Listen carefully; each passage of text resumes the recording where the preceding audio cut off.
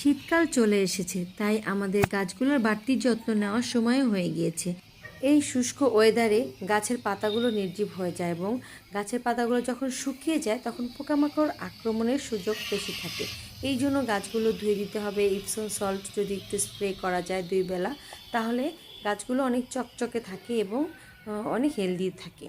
খেয়াল রাখতে হবে গাছের গোড়ায় বেশি পানি জমে আছে কিনা, কারণ এই সময় অবশ্যই 4-5 ঘন্টা রোদ পড়ে কিনা সেদিকেও খেয়াল রাখতে হবে।